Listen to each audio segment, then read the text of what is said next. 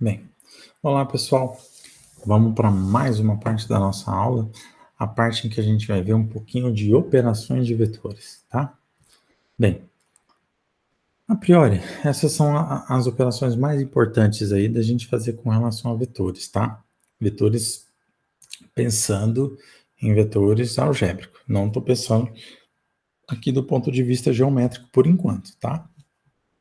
Bem, a primeira deles é igualdade entre vetores, tá? Então aqui eu tenho a igualdade entre vetores, eu tenho a soma ou a subtração, a diferença aqui entre vetores, né?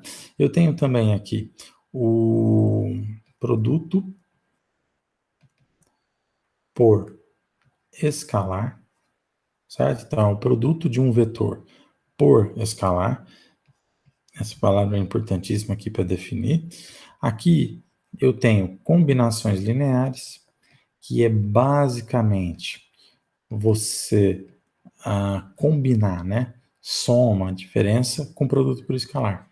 Né? Então aqui eu tenho um escalar vezes um vetor, mais um outro escalar vezes outro vetor. Né? E por fim, aqui a gente tem o produto, a gente chama de produto escalar. Tá? E não por escalar. Então a gente tem um produto escalar, também eu posso chamá-lo de produto interno. Tá? Essas são as 5 operações principais aqui, que a gente faz bastante aí com relação a vetores, tá?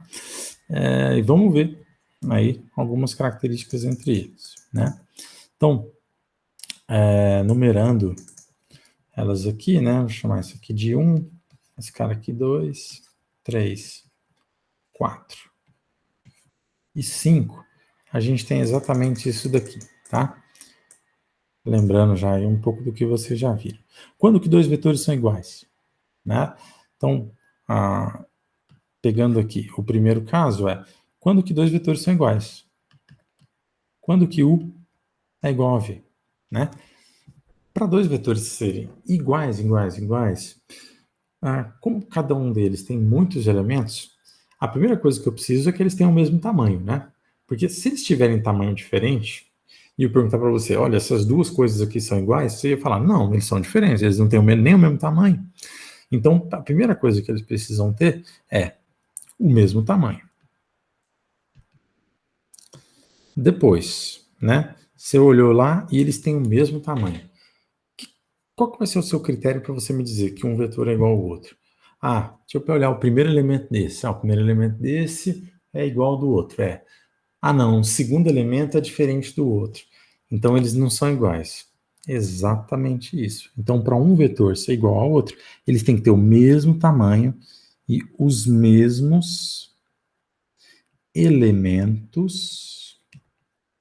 E aí vem uma palavra que muda tudo. Correspondentes. Certo? Por quê? Porque daí se eu tiver o meu vetor U, eu tenho a posição U1, U2, U3, U4, até a minha posição UN, certo? O que eu estou perguntando aqui é exatamente isso daqui. V1, V2, até Vn. Certo? Então, o que você vai olhar para saber se eles são iguais? Primeiro, se ele tem o mesmo tamanho. Depois, você vai checar os correspondentes. Por quê? Porque eu tenho que olhar aqueles que têm o mesmo índice, né? Então, 1 com 1, 2 com 2. Você olha os correspondentes, olha aqui os correspondentes e olha aqui os correspondentes, né? Então, a igualdade é basicamente isso. Você tem que verificar se esses caras aí são iguais. Beleza? Pode parecer meio trivial, mas aparece bastante, né? Toda equação de vetores, a gente está querendo saber se um vetor é igual ao outro. Né? No fim das contas, a gente tem isso para qualquer equação que a gente estiver fazendo, utilizando aí vetores, tá?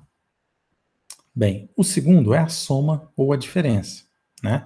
Então, se eu pegar U mais V aqui, por exemplo, eu tenho que pensar no meu U como U1, U2 até o N, né? E aí, de novo, eu pergunto para vocês, vocês acham que dá para somar um vetor que tem um tamanho e um outro com um tamanho diferente? Tipo isso? Ficaria meio estranho, né? Ficaria parecendo que a gente teria que fazer uma certa gambiarra aí. Então, para a soma de vetores, a gente também requer o mesmo tamanho, tá? Então, a gente tem aqui o mesmo tamanho.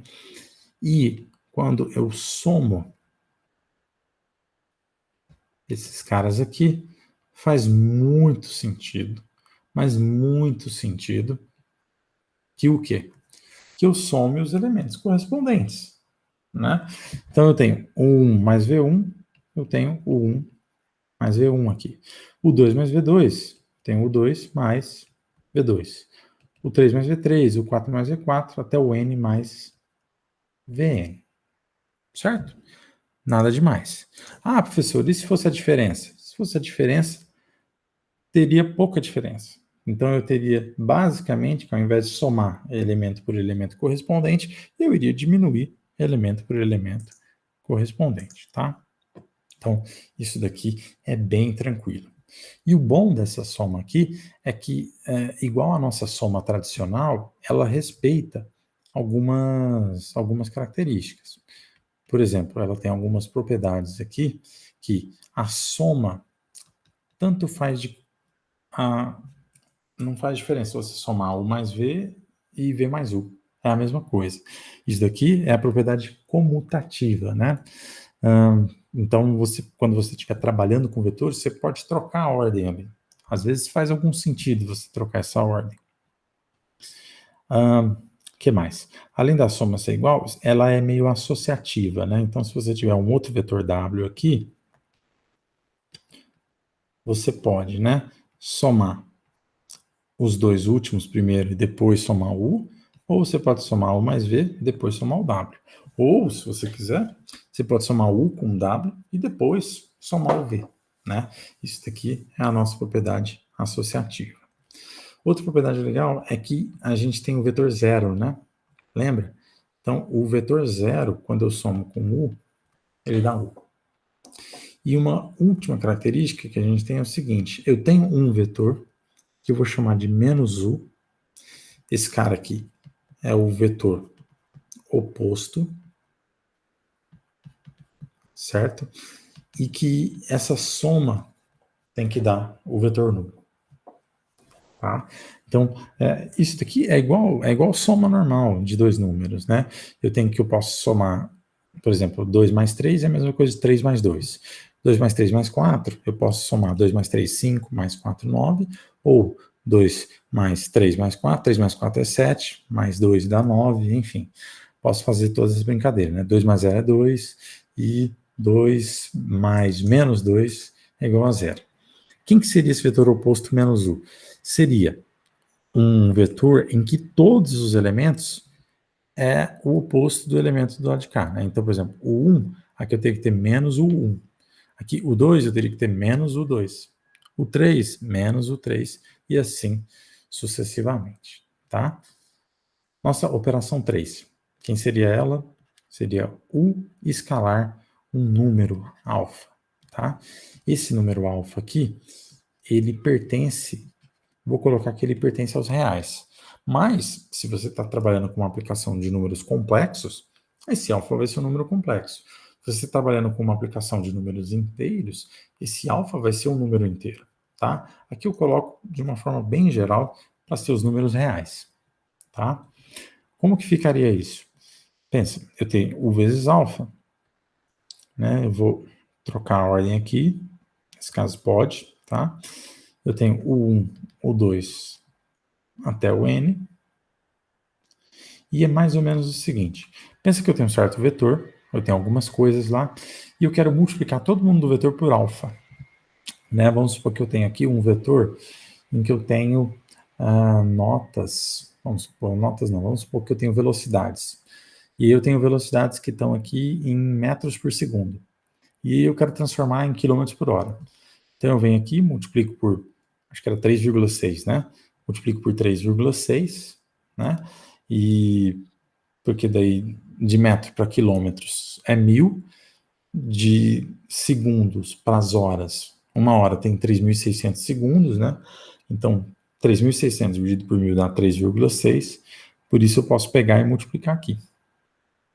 Beleza? Então, eu posso pegar um vetor que era de velocidades em metros por segundo e transformar num vetor que é em quilômetros por hora, né? Bastando eu fazer o quê? Pegar o alfa. Já que ele está multiplicando o vetor inteiro, ele vai multiplicar todo mundo um por um, tá? Até o alfa, o n. Bem simples, né? E aí ele tem várias propriedades também.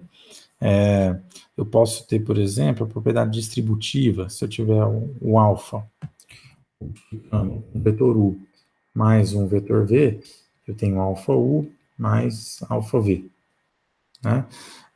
Se eu tiver alfa mais um outro número beta multiplicado pelo vetor u, eu tenho alfa u mais beta u também, né? Se tiver alfa vezes beta vezes u, eu posso tanto multiplicar beta vezes u primeiro, ou também, o que é mais simples, né? Você pode multiplicar o alfa pelo beta direto, depois multiplicar por u. Tá? Que mais? Se você multiplicar por zero um vetor, você vai obter o vetor nulo. Tá? E se você multiplicar por menos um vetor, você vai ter o vetor oposto. Tá? Então, esse cara aqui é o vetor oposto. Ok? E esse cara aqui é o nosso famoso vetor nulo. Tá? Bem, e uma das coisas que vai usar demais, mas demais em álgebra linear, é exatamente essa característica de combinação linear. Tá? Então, vetores, a gente vai ter ver espaços vetoriais também, são caracterizados por essas duas operações, produto por escalar e soma de vetores. Tá? Essa combinação linear aqui é basicamente eu pegar alfa vezes o vetor u mais beta vezes o vetor v. Tá? Não tem nada demais, é basicamente fazer a mesma coisa que a gente fez nas outras operações. Então, alfa vezes o vetor un mais beta vezes o vetor v, né? Então, eu tenho v1, v2 até vn. Tudo isso vai ser igual a... Aí eu tenho alfa u1 mais beta v1, alfa u2 mais beta v2, reticências, até alfa un mais beta vn. Tá? Então, eu tenho aqui que esse vetor resultante aqui tem algumas características aí, e aí a combinação linear fica bem presa aí a parte de... não bem presa, mas assim, tem muita aplicação na parte geométrica também. Mas, por exemplo, pensando em combinação linear de vetores, vamos pensar para a gente calcular a nota, as notas lá, né, naquela minha planilha de notas. Se eu tenho pesos para cada uma das avaliações, né, por exemplo, eu tenho um peso alfa para avaliação U e um peso beta para avaliação 2. Vamos supor que eu sou um professor que dou 2 provas por semestre e dou uma prova com peso 2 e uma prova com peso 3. Né? Então, se eu pegar o vetor de todas as notas da P1, da prova 1, vou multiplicar por 2, mais 3 vezes os pesos da nota 2. Né? Então, nesse exemplo aqui que eu estou falando, eu tenho 2 vezes o vetor de notas 1, mais 3 vezes o vetor de nota 2. Tá? Bem, perceba que esse cara aqui vai me dar a soma, né? E aí depois eu vou ter que pegar esse resultado e dividir por 5, né? Que é a soma dos pesos. Dividir por 5, pessoal, é a mesma coisa de multiplicar por 1 sobre 5, né? Então, dividir por 5 é a mesma coisa de multiplicar por 1 sobre 5. Então, isso aqui é o quê?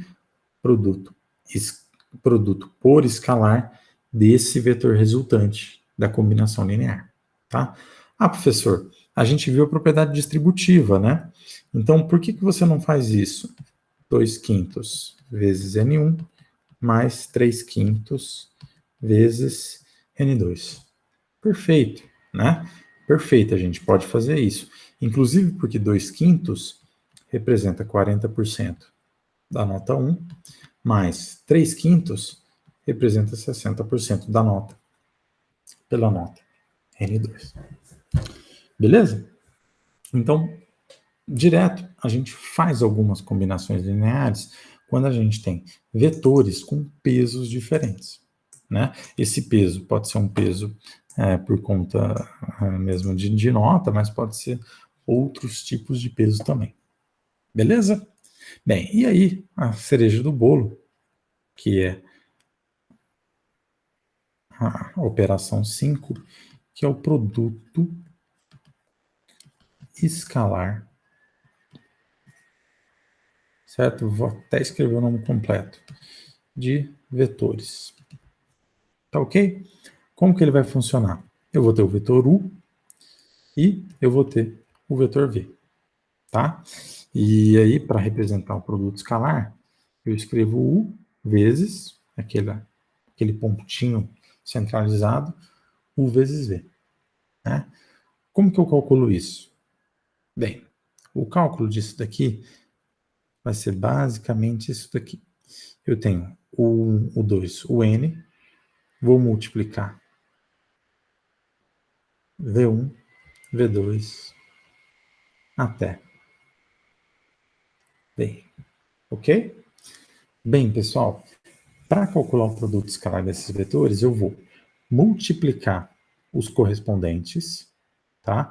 Então, eu multiplico os correspondentes e então eu vou ter o 1, isso aqui vai ser igual o 1 mais V1, né? Multiplico, então, o segundo correspondente. Opa, não é mais.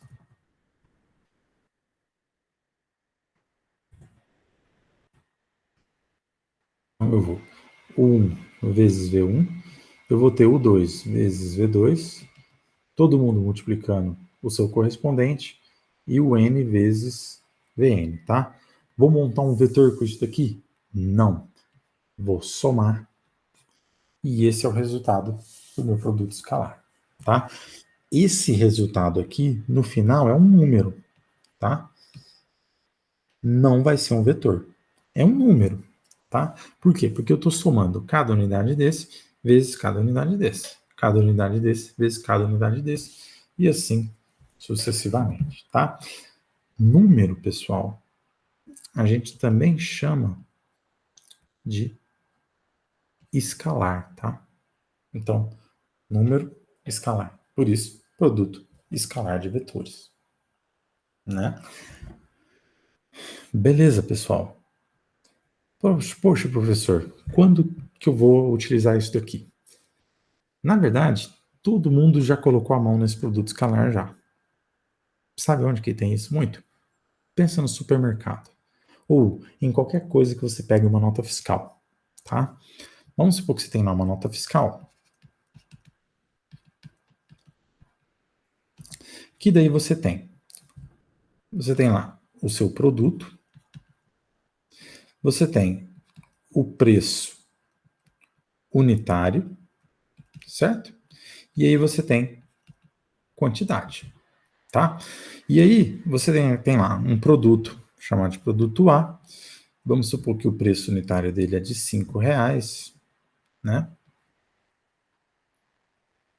Lembrando que é preço unitário, então é o preço por unidade, vezes a quantidade. Quantas unidades você comprou? 3. O produto B custa R$ 12 e você comprou 7 deles. O produto C custa, sei lá, R$ 27 e você comprou 2 deles. Ok? Então, deixa eu pegar esse exemplo e jogar lá em cima. Tá? A gente tem um pouquinho mais de espaço. Bem, pessoal, e aí eu tenho a nota fiscal. E aí eu tenho um campo lá. total. Como que a gente calcula esse total? Bem, muito simples. Eu tenho um vetor de preços unitários. Eu tenho um vetor de quantidades, tá? Eu poderia até pensar que eu tenho um vetor de produtos, mas ele é só nomenclatura, não serve para minha conta. Mas eu quero saber o valor total. O que eu vou fazer? Eu vou pegar 5, multiplicar por 3, né? Então, o que eu vou ter basicamente aqui é 5 vezes 3, eu vou ter 12 vezes 7 e 27 vezes 2. O que eu vou fazer? Vou somar tudo isso. 5 vezes 3 dá 15, 12 vezes 7 vai dar 84, 27 vezes 2 vai dar 54. Logo, isso daqui vai dar quanto, né? 54 com 15 vai dar 69. Ou 15 mais 84 vai dar 99. Para 100 falta 1, né? Então, 100 mais 54, 154. Com aquele 1, 153. Beleza? 153 o quê? Reais. Beleza. Então, isso foi basicamente uma aplicação de produto escalar. Tá? Geometricamente, a gente vai ter que isso vai gerar um certo comprimento do vetor. A gente também usa produtos, esse produto escalar vai ser usado muito em produto matricial. Enfim, então a gente tem várias aplicações desse cara aí. Beleza, pessoal? Então, conforme eu disse, eu tenho certeza que cada um de vocês já colocou o produto escalar na mão, né? Porque cada um de vocês provavelmente já pegou numa nota fiscal, já pegou naquele cupom fiscal que sai do supermercado, enfim. Beleza, pessoal? As operações de vetores são essas, tá? Várias dessas operações vão se repetir para matrizes, né? Igual a igualdade, a soma, a diferença, o produto por escalar, tá? Combinação linear também, e mais matrizes têm mais operações, né? A gente tem transposta, tem potência, matrizes quadradas, enfim. Beleza, pessoal? Essa parte da aula vai ficar aqui. Próxima parte a gente vai ver produtos de matrizes, produtos não, operações entre matrizes, tá ok? Abraço e até a próxima.